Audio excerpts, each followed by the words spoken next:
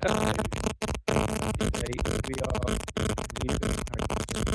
Harry's just got onto the train and has met the Weasley family. Harry watched the girl and her mother disappear as the train rounded the corner. Houses flashed past the window. Harry felt a great leap of excitement. He didn't know what he was going to, but it had to be better than what he was leaving behind. The door of the compartment slid open, and the youngest red-headed boy came in. "Anyone sitting there?" he asked, pointing at the seat opposite Harry. "Everywhere else is full." Harry shook his head and the boy sat down. He glanced at Harry and then quickly looked out the window, pretending he hadn't looked. Harry saw he still had a black mark on his nose. "Hey, Ron!" The twins were back. "Listen, we're going down the middle of the train. Lee Jordan's got a giant tarantula down there." "Right," mumbled Ron. "Harry," said the other twin, "we didn't introduce ourselves. Fred and George Weasley, and this is Ron, our brother. See you later, then." "Bye," said Harry and Ron. The twins slid the compartment door shut behind them. "Are you really Harry Potter?" Ron blurted out. Harry nodded. "Oh, well, I thought it might be one of Fred and George's jokes," said Ron. "And have you really got, He pointed at Harry's forehead. Harry pulled back his fringe to show the lightning scar. Ron stared. "So, that's where you know who?" "Yes," said Harry, "but I can't remember it." "Nothing," said Ron eagerly. "Well, I remember a lot of green light, but nothing else." "Wow," said Ron. He sat and stared at Harry for a few moments. Then, as though he had suddenly realized what he was doing, he looked quickly out the window again. "Are all your family wizards?" asked Harry, who found Ron just as interesting as Ron found him. Yes, I think so. I think Mum's got a second cousin who's an accountant, but we never talk about him. So you must know loads of magic already."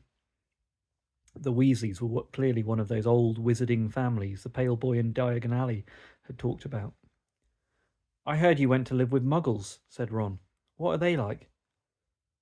"Horrible. Well, not all of them. My aunt and uncle and cousin are, though. Wish I'd had 3 wizard brothers." "5," said Ron. For some reason he was looking gloomy. "I'm the 6th in our family to go to Hogwarts. You could say I've got a lot to live up to. Bill and Charlie have already left. Bill was head boy, Charlie was captain of Quidditch. Now Percy's a prefect. Fred and George mess around a lot, but they still get really good marks, and everyone thinks they're really funny. Everyone expects me to do as well as the others, but if I do, it's no big deal because they did it first. You never get anything new either. 5 brothers. I've got Bill's old robe, Charlie's old wand, and Percy's old rat." Ron reached inside his jacket and pulled out a fat grey rat which was asleep. "His name's Scabbers, and he's useless. He hardly ever wakes up. Percy got an owl from my dad for being made prefect, but they couldn't. I got Scabbers instead." Ron's ears went pink. He seemed to think he'd said too much because he went back to staring out of the window. Harry didn't think there was anything wrong with not being able to afford an owl. After all, he'd never had any money in his life until a month ago, and he told Ron so, all about having to wear Dudley's old clothes and never getting a proper birthday present. This seemed to cheer Ron up. "And until Hagrid told me I didn't know anything about being a wizard, or about my parents, or Voldemort," Ron gasped. Said Harry.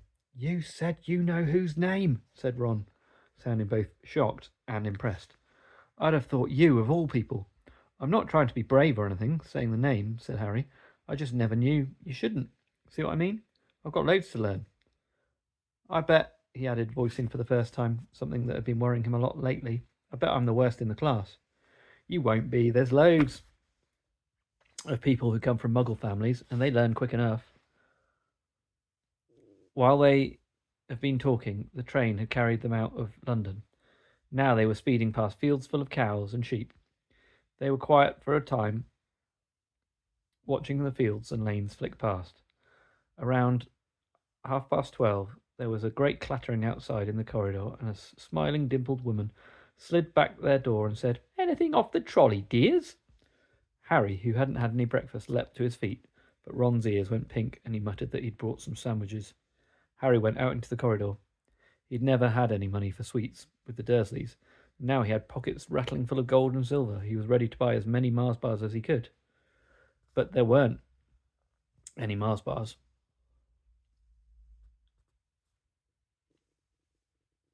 But the woman didn't have any Mars bars.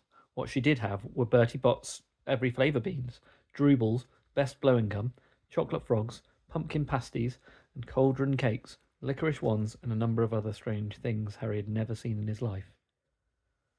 Not wanting to miss anything, he got some of everything, and paid the woman 11 silver sickles and 7 bronze knuts.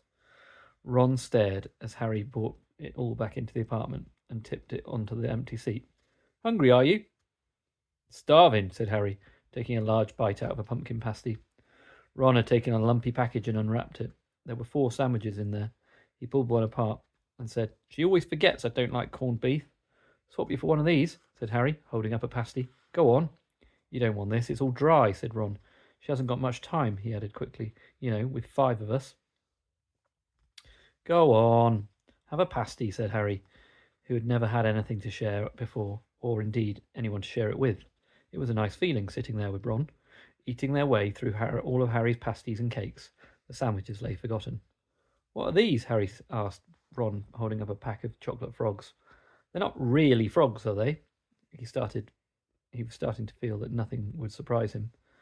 No, said Ron, but see that card? See what that card is? I'm missing Agrippa. What? Oh, of course, you wouldn't know. Chocolate frogs have cards inside them, you know, to collect famous witches and wizards. I've got about 500, but I haven't got Agrippa or Ptolemy. Harry unwrapped his chocolate frog and picked up the card. It showed a man's face. He wore half-moon glasses, had a long crooked nose and flowing silver hair, beard and moustache.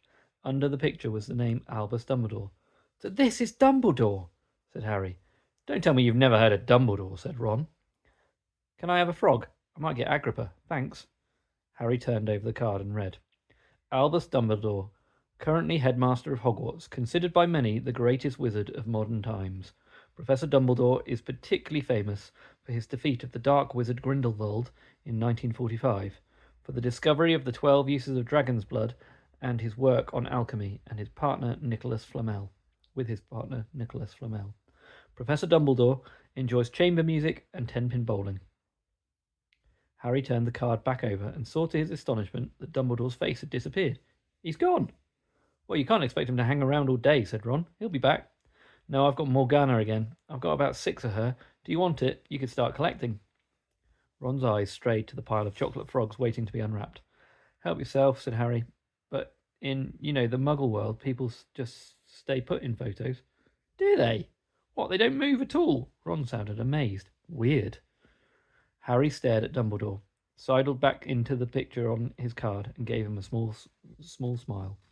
Ron was more interested in eating frogs than looking at the famous witches and wizards cards, but Harry couldn't keep his eyes off them.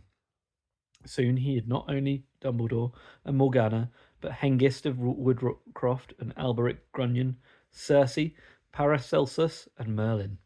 He finally tore his eyes away from the druidess Cleodna, who was scratching her nose, to open a bag of Bertie Bott's every flavour beans. You want to be careful with those, Ron warned Harry. When they say every flavour, they mean every flavour. You get all the ordinary ones, like chocolate and peppermint and marmalade, but then you get spinach and liver and tripe. George reckons he had a bogey-flavoured one. Ron picked up a green bean, looked at it carefully and bit into it. A corner. Blech! See? Brussels sprouts. They had a good time eating the every flavour beans. Harry got toast, coconut, baked beans, strawberry, curry, grass, coffee, sardine, and was even brave enough to nibble off the end of a funny grey one that Ron wouldn't touch, which turned out to be pepper. The countryside now flying past, the window was becoming wilder. The neat fields had gone. Now there were woods, twisting rivers, and dark green hills. There was a knock at the door of their compartment, and the round-faced boy Harry had seen on the platform 9 3/4 came in. He looked tearful. Sorry, he said. You haven't seen my Toad at all. When they shook their heads, he wailed. I've lost him. He keeps getting away from me. He'll turn up, said Harry. Yes, said the boy miserably. Well, if you see him. He left. Don't know why he's so bothered. If I'd brought a Toad, I'd lose it as quick as I could. Mind you, Scabbers. I've got Scabbers, so I can't talk. The rat was still snoozing on Ron's lap. He might have died, You wouldn't know the difference, said Ron in disgust. I tried to turn him yellow yesterday to make him more interesting, but the spell didn't work. I'll show you, look. He rummaged around in his trunk and pulled out a very battered-looking wand. It was chipped in places, and something white was glinting at the end. Unicorn's hair, neatly pointing out. Anyway, he had just raised his wand when the compartment door slid open again. The toadless boy was back, but this time he had a girl with him. She was already wearing her new Hogwarts robes.